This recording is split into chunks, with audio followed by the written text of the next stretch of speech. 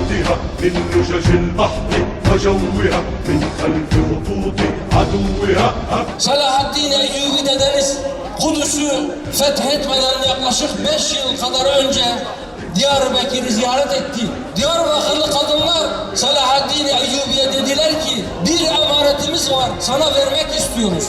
Selahaddin Eyyubi sordu, nedir sizin emanetiniz? Dediler ki inşallah Mescid-i Aksa'yı hürriyetine kavuşturduktan sonra yıkanması için gül yağı, gül suyu hazırladık. Bununla yıkamanızı istiyoruz. Şimdiden size vereceğiz. في غزة زرعوا صبرا حصدوا العزة وتداعت من أول هزة كل أصولها من فوق الأرض وتحتها من لجج البحر وجوها من خلف خطوط عدوها هبت. دياربكر كانت دائما سباقة في وقوفها إلى جانب الشعب الفلسطيني وقضايا الأمة والقدس، ونقسم بالله ستسقط هذه الصفقة الظالمة وتسقط معها إسرائيل الإرهابية بإذن الله.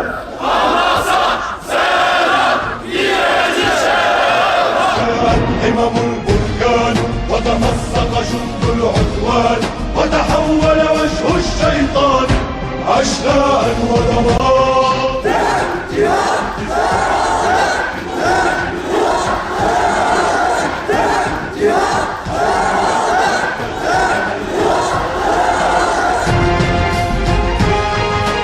Şeyh Ahmet Yazı elden aşağısı tutmadığı halde onun çektiği tekbir İsrail'i ve Amerika'yı titretiyordu. Eğer bizler de tekbirlerimizin yerinde olmasını istiyorsak önce bir olalım, birlik olalım. Kardeşliğimizi pekiştirerek zalim Amerika'ya karşı elimizden geleni her şey yapalım.